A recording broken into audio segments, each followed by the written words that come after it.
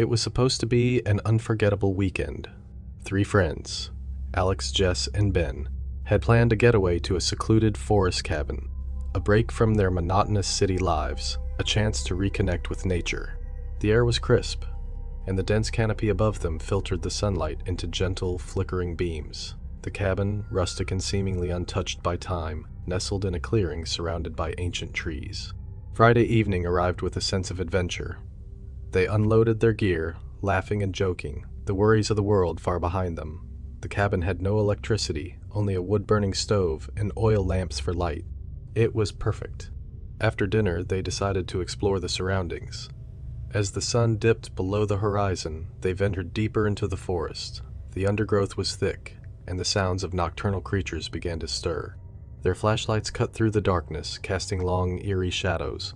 "Look at this," Ben called out, his beam illuminating a peculiar stone half buried in the earth. It was unlike anything they had seen before, inscribed with strange symbols. As they dug it out, a sense of unease settled over them, but curiosity won. Back at the cabin, they examined the artifact. It was a small, roughly hewn idol, carved from dark stone. The symbols seemed to pulse under the flickering light.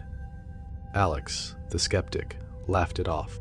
Jess, always the cautious one, felt a shiver run down her spine. Ben, fascinated, suggested they keep it as a souvenir. That night, they placed the idol on the mantel and settled in for some ghost stories. The wind outside howled, rattling the windows. They laughed nervously, but as the night grew darker, an oppressive atmosphere began to envelop the cabin. The oil lamps flickered, casting grotesque shadows on the walls. Jess was the first to notice the whispers. Faint, almost imperceptible, they seemed to seep from the very walls. She shook her head, blaming the wind. But then Alex heard them too, a soft, sibilant murmur that made the hair on the back of his neck stand up. "Do you hear that?" Jess whispered, her voice trembling.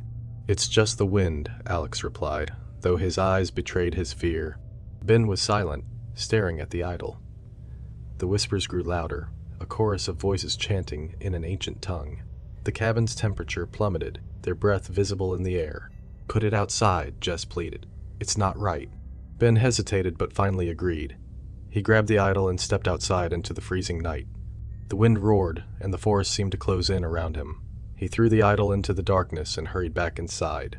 Relief washed over them, but it was short-lived. The whispers had stopped, but a new sound emerged. Footsteps, slow and deliberate, circled the cabin. The 3 friends huddled together, their eyes wide with terror. "Who's out there?" Alex shouted, his voice cracking. No response, only the crunch of leaves and twigs underfoot. The door suddenly burst open, the wind howling into the cabin. A figure stood in the doorway, tall and cloaked in shadows. Its eyes glowed a sickly green, and its presence exuded malevolence. The forest demon had come for its artifact.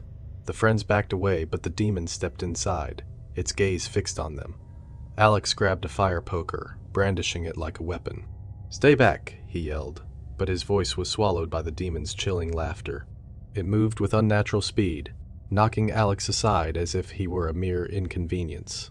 Jess screamed, the sound echoing through the cabin. Ben grabbed a lantern and hurled it at the demon. It shattered, flames spreading across the wooden floor.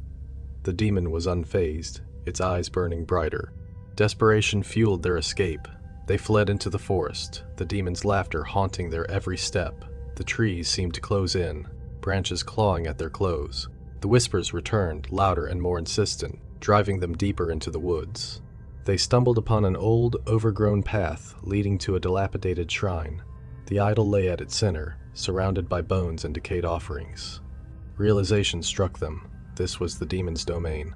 "We need to destroy it," Jess gasped, her voice barely audible over the whispers. They searched frantically for something, anything, to destroy the idol.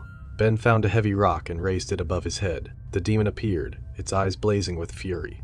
With a primal scream, Ben brought the rock down, shattering the idol into pieces. A deafening roar filled the air, the demon writhing in agony. The forest trembled, and the ground beneath them split open. The demon was dragged into the chasm, its screams fading into the depths. The silence that followed was deafening. The friends, battered and terrified, made their way back to the cabin.